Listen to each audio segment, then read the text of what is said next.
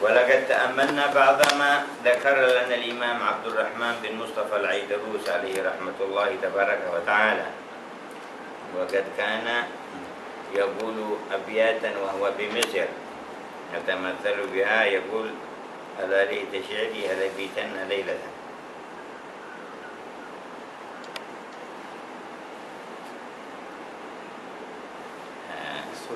قلب فيها أبيات سيدنا بلال عليه رضوان الله تعالى لما كان بالمدينة ويتذكر مكة وأيام فيها، يقول: ألا ليت شعري هل بيتن ليلة بواد وحولي نهر وجليل، وهل أنظرا يوما مياه مجنة وتبدو لعيني شامة والضفير.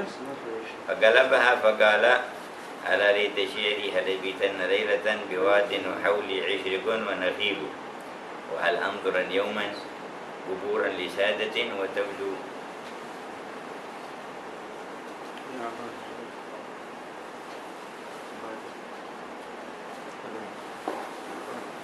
قال: وهل أنظرا يوما قبورا لسادة وتبدو لعيني خيلة وسحيل. يقول عليه رحمة الله: وقد قرانا من كلامه ما يجمع على فقه في الباطن، وهو فقه الخواطر، وبفقهه يعذب السير للسائر ويطيب، ويعظم عنده الشوق إلى الحبيب، ويحس بالقرب من القريب، فلا يرى تقربه إلا إفاضة فضل ينكشف به له سر من أسرار قرب القريب جل جلاله وتعالى في علاه.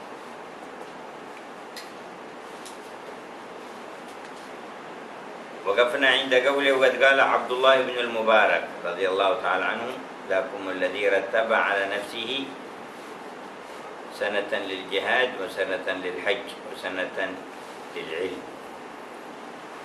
فكان فقيها عالما مجاهدا مكرما محسنا، له آثار كبيرة في أقوم سيرة عليه رضوان الله، وله مؤلفات نافعة منيرة.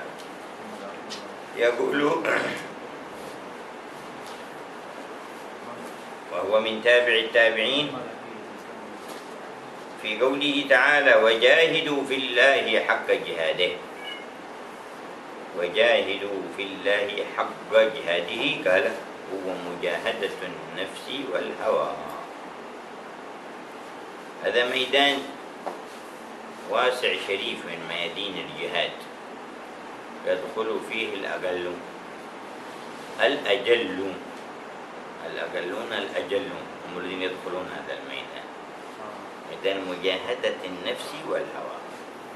ولو دخل الإنسان ميدان الجهاد في الظاهر وفشل في هذا الميدان، فحاله كما قال سيدنا محمد: رب قتيل بين الصفين الله أعلم بنيته. وما قال: من غزا وهو ينوي عقالا فله أمر، فليس له من أجل الجهاد إلا ذاك الأمر. الرجل يقاتل للمغنم، الرجل يقاتل للذكر، الرجل يقاتل شجاعة، الرجل يقاتل حمية، أيهم في سبيل الله، فنفى الكل وأثبت واحدا. قال: من قاتل لتكون كلمة الله هي العليا فهو في سبيل الله. لابد ندخل ميادين هذه الملتقيات لتكون كلمة الله هي العليا، وندخل هذه المجاهدات لتكون كلمة الله هي العليا. أول ما تكون كلمة الله العليا في نفس أحدنا، فإذا كانت كلمة الله هي العليا في نفسك سبحت باسم ربك الأعلى،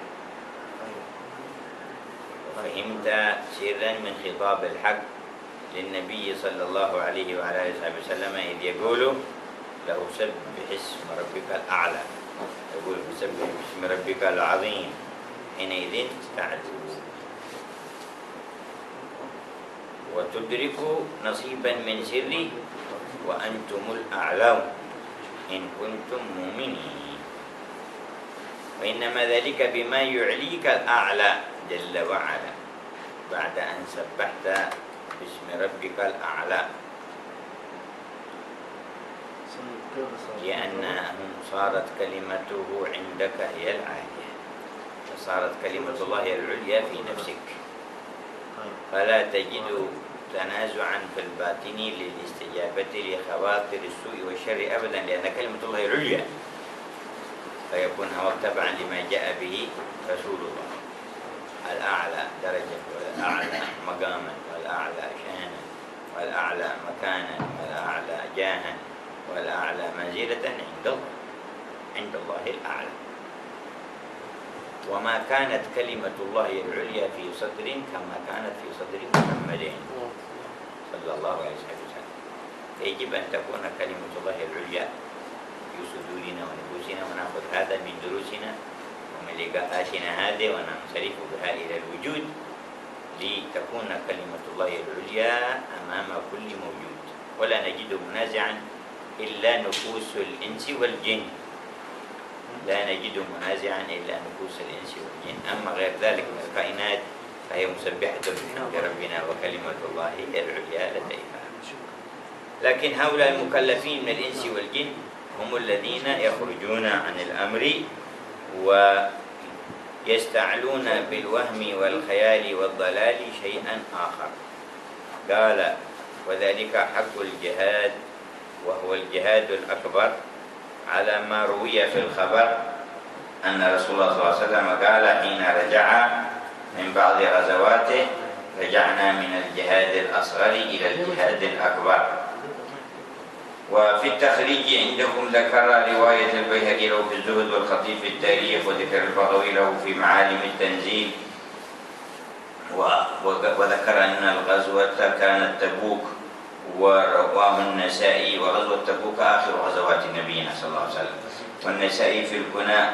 وذكر بعد ذلك عن الحافظ الغماري أنه جزم بتحسينه بمجموع طرقه: رجعنا من الجهاد الأصغر إلى الجهاد الأكبر، الذي هم دائمون عليه بتعليمه صلى الله عليه وسلم وتربيته وتأديبه.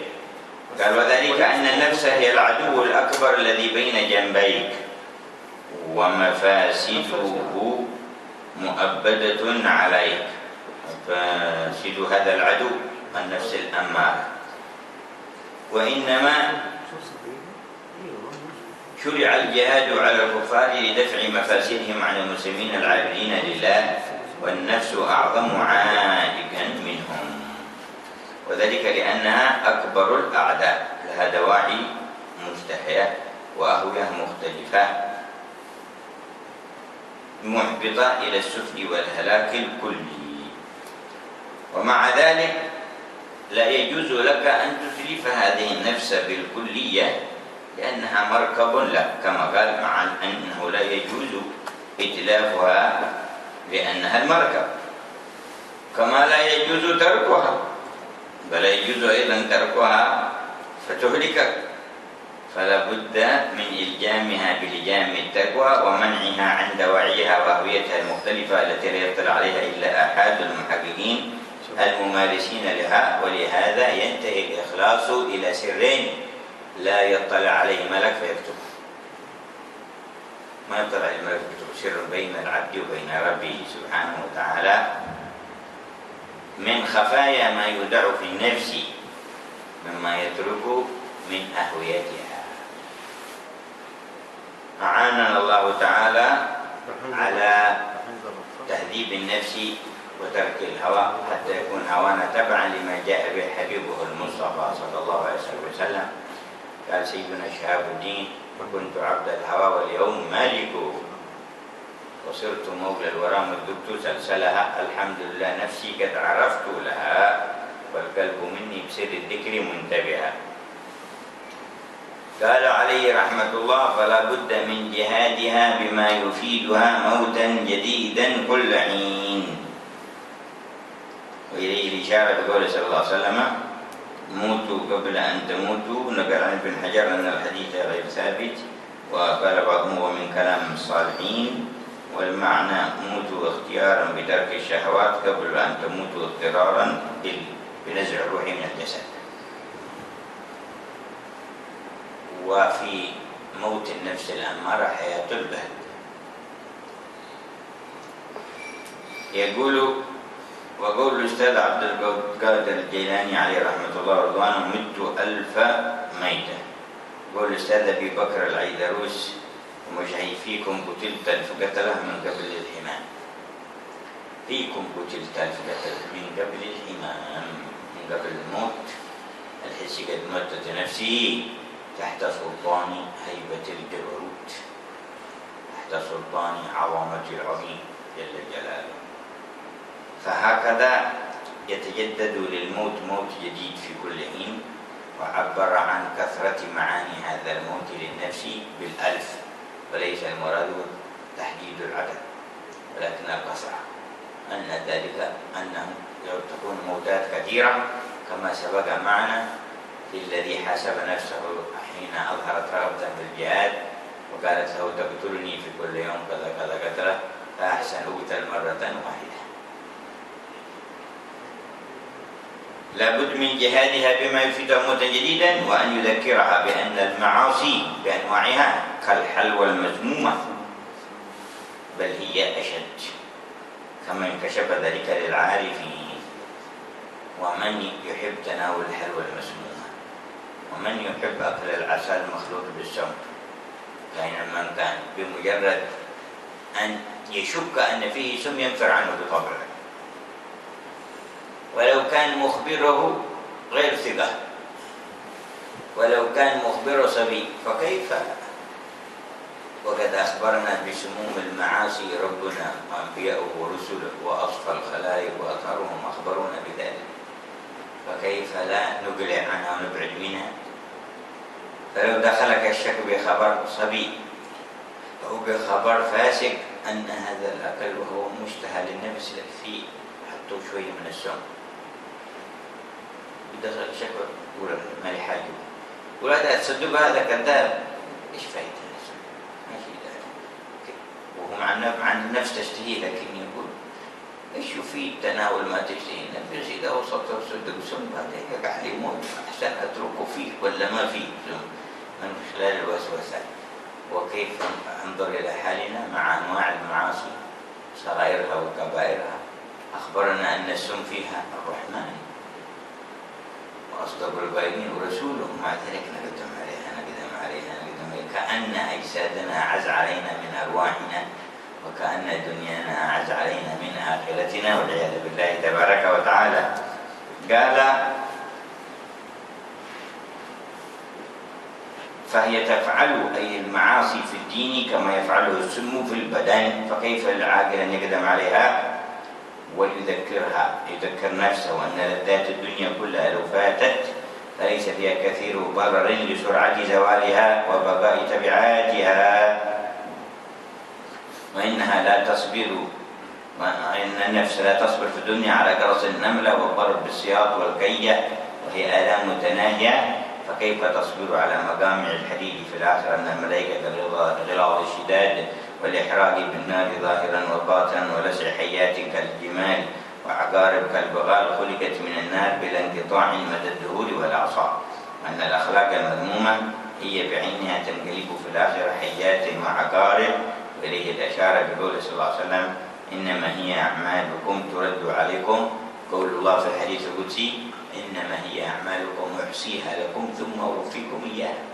ما ينبغي لأحد منهم أن يصيح من عقرب ولا من حية ولا من صياط يضرب، لأن هذه أعمال نفسها، ما في شيء ثاني جديد جاء، نفس اللي عمل بدت له حقيقته. إنما هي أعمالكم أحصيها لكم ثم أوفيكم إياها، فمن وجد خيرا فليحمد الله، ومن وجد غير ذلك فلا يلومن إلا نفسه.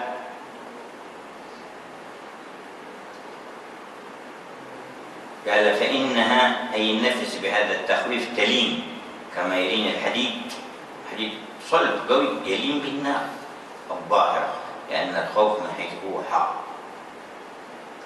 وأن يبشرها بأن الطاعات كلها تنفع في الآخرة كما تنفع الدراهم في الدنيا، وأن يبشرها بأن إذا توجهت إلى الله تعالى تلحق بنفوس العارفين بالله تعالى الذين لأرواحهم حول عرش الذات تطواف، ولقلوبهم إسعاف من البر الفائض على أرواحهم بإفاضة أرواحهم عليها، ولقلوبهم على نفوسهم الإفاضات من ذلك لانقلاب هوى نفوسهم عن العالم السفلي إلى العالم العلوي، حتى أنها ترى المشقات اللاحقة بها أعلى من اللذات الدنيوية، فلم تبالي بأهويتها الفانية، كما أن لاعب الشطرنج لا يبالي بلذائذ الأطعمة، ولكن إذا غلبت لذة اللعبة عليه لكونها لذة باطنية تغلب اللذات الظاهرة، مع أنها لذة فانية، ولذة نفوس العارفين لذة باقية فلا تقابلها هذه اللذة الفانية. فحقائق الشرف والعزة في الطاعة. وقاعدة واضحة جلية إن خير الدنيا والآخرة بتقوى الله وطاعته، إن شر الدنيا والآخرة في معصية الله ومخالفته. يقول: كما تنفع الدراهم والدنانير في عالم الدنيا فتنفع الحسنات في الآخرة. تنفع الحسنات، تنفع الطاعات، تنفع العبادات، تنفع نفعا عظيما ونفعا أبدي ونفعا باق. يقول: إذا توجهت إلى الله تلحق بنفوس العارفين بالله تعالى. والعارفون بالله تعالى لأرواحهم تطواف حول عرش الذات، ذلك في معرفة الأسماء والصفات، فإنهم بما خصوا به من انكشاف الحجاب عن أسرار أسماء الله وصفاته يطوفون بالعرش أرواحهم. فإذا وفد وافدهم إلى مثل مكة المكرمة فطاف بالكعبة اتصل طواف الجسد منه بالطواف الروح، وصار في ذلك في معنى راق أشارت إليه العارفة حينما نبهت واحدا من الصالحين فقال: علامة تطوف؟ قال: على هذه البنية. قالت: جسوم تطوف على جسوم، لما لك ذوق في هذا الطواف معناه راقي. لذا قال: لأرواحهم حول عرش الذات تطواف. إنما نصيب هذا علم جعل الله الكعبة بيت الحرام قياما للناس يقوم به أمرهم ظاهرا وباطنا، دينا ودنيا، قياما للناس. والشهر الحرام والهدي والقلائد إن أول بيت وضع للناس للذي ببكة مباركا، فليس مجرد بنية وحجر، ولكنها نية وخبر وصلة بالأكبر، ودخول في بحور الجواهر والدرر والمعاني الغرر لكل من تطهر. وهل يصح الطواف إلا لذي طهر؟ فاربط بين السر والجهر. يقول عليه رضوان الله تبارك وتعالى: فلأرواحهم حول عرش الذات تطواف، ولقلوبهم إسعاف من البر الفائض على أرواحهم بما تفيضه الأرواح على القلوب، ولقلوبهم على أنفسهم إفاضات من ذلك. فهكذا إذا توجهت النفس إلى الله وأحسن مجاهدتها وتقويمها صارت بهذه المثابة، يلحق بهؤلاء القوم، تلحق بنفوس العارفين لأرواحهم تطواف حول عرش الذات، ولقلوبهم إفاضات من الأرواح تفيض عليها، ولنفوسهم إفاضات من القلوب تفيض على تلك النفوس الزكية. وفيها يقولون: حقائق علوم خفية وأسرارها لا تكيف، ولكن بغت قابلية وموضع لها قد تنظر.